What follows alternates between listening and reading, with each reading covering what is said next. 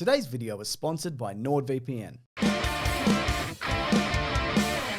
Now, it may seem as if the combination of both Marvel and Disney is an unstoppable juggernaut that can buy every character that's ever existed and put them on screen for us to go, yeah, it's all right. Speaking of, what about the Juggernaut and Another character? Yeah, like another character. Like pair the Juggernaut with a second character? It's like mash them together, like in that kind of the Fly style booth. Like maybe the Juggernaut and Minnie Mouse. That's good, isn't it? That's good and fun. It is good and fun. Yeah, I agree. Anyways, leave a like on this video, Mason, and everybody else, because I want to talk about some characters that Marvel do not have the rights to use in film and TV. Wow. Yeah. This is going to be a short list. People are probably familiar with the history of some of these. For example, Spider-Man and any Spider-Man related characters that were created in the Spider-Man universe in the comics. They are strictly owned by Sony, theatrically, that is. Sure, yeah.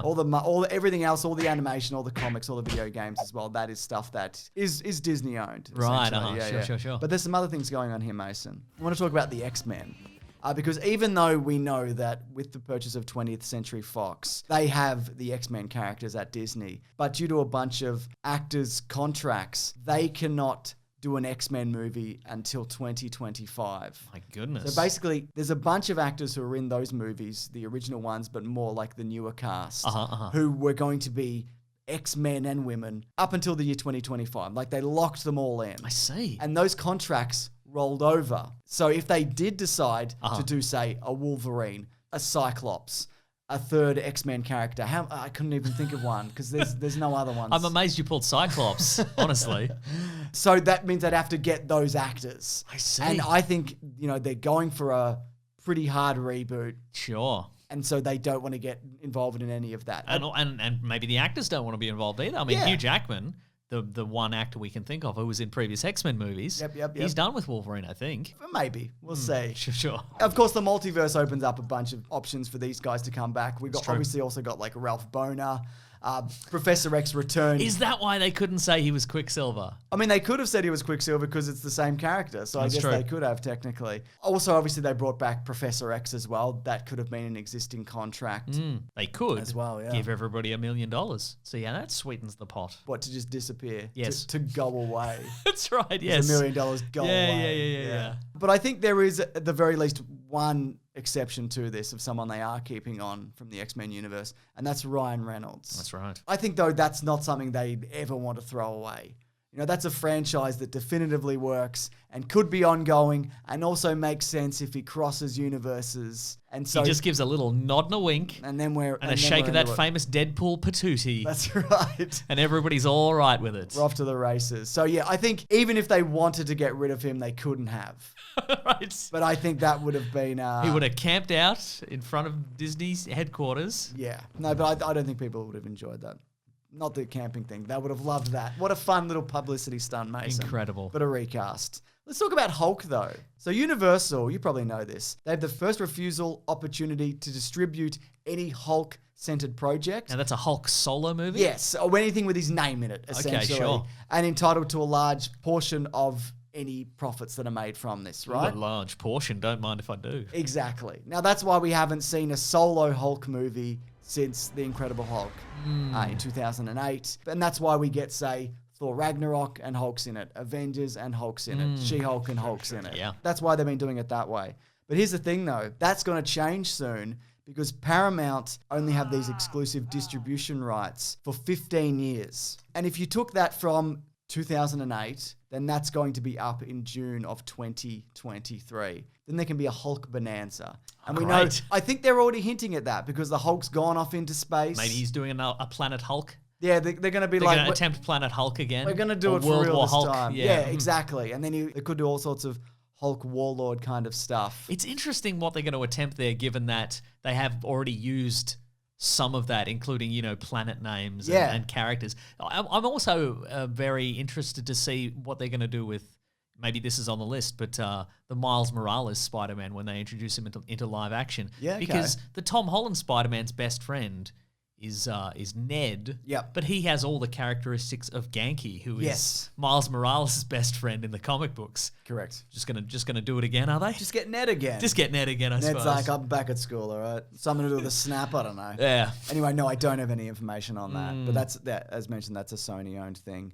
But yeah, so Universal, though, they thought also for a time, or it seemed that they had the rights to Namor. Right. But here's the thing, apparently they don't technically. And the reason he's been able to show up is because his creation predates Marvel. So he's from 1939. He's from Timely Comics. Yeah. So if there is some kind of loophole in that, which there seems to be, or maybe they just paid him a bunch of money for it. Sure. I doubt it. And when you think about it, many of these problems could be solved by Disney using their unlimited money to buy these people out. Yeah, they don't really do that so much normally. But if there's a legal loophole, like Disney would find a way to exploit that. For sure. But you know what I want to talk about now? Something a little bit more obscure. Okay.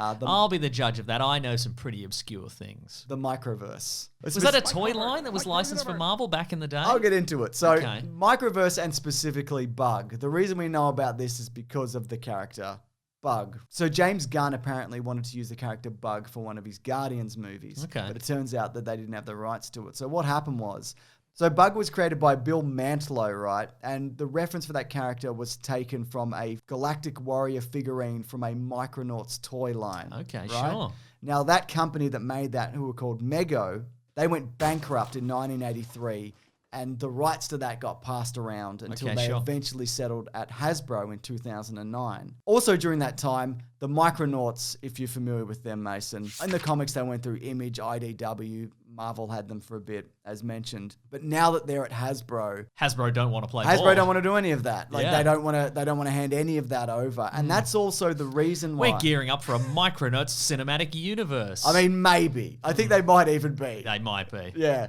Hey kids, remember this? No. So here's the thing though.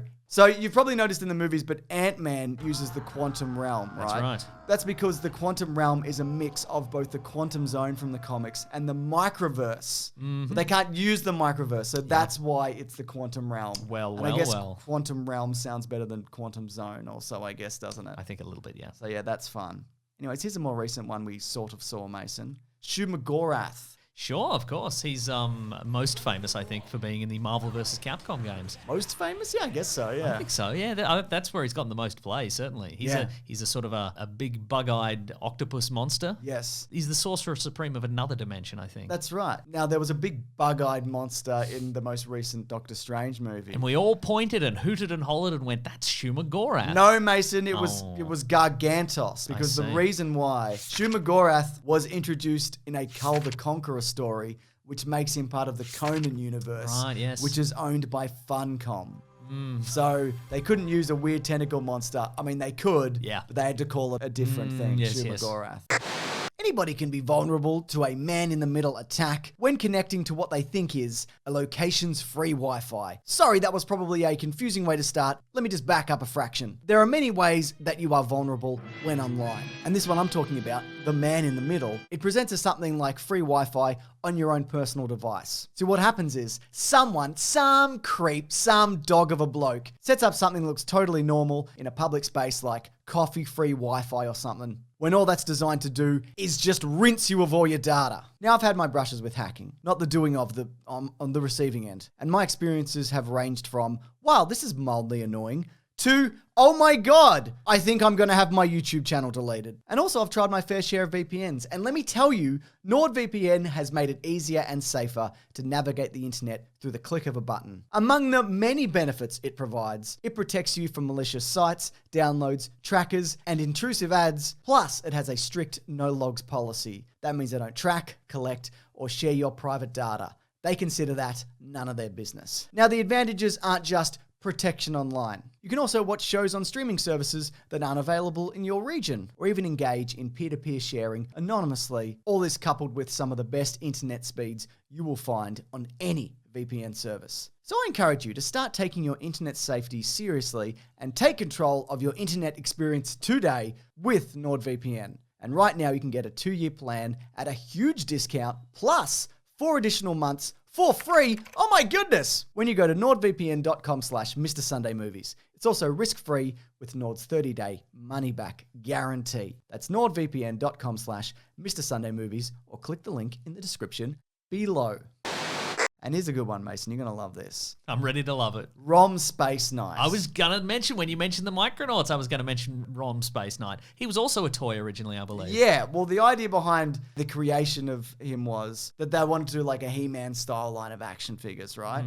And to tie into that, like this is off the back of Star Wars where action figures exploded. In 1979... They exploded? They exploded, all of them. That was the 70s, I guess. It was, wasn't it? So in 1979, Rom Space Knight was owned by Parker Brothers, but they went, we need a comic line to go with this. So they went to Marvel, same as Star Wars did. Lucasfilm went to Star Wars, did the similar thing. Create a bunch of comics for this. You know, they'll act as promotion for our toys, which is what everything was in the 80s, essentially. But then they tied them into the Marvel Universe. Yes. So Rom and all his Space Knight buddies were hanging out with your various Marvel heroes. Correct. That's absolutely right. So the origin story of Rom the Space Knight is tied directly to Marvel. Yes. And as a result of that, when Rom went over to IDW in 2016, they couldn't mention or reference or have any of the characters from Marvel show up in this new story. So it's essentially a reboot because they couldn't touch any of the previous stuff. And James Gunn summed this up as, because I think he probably looked into using it at one point.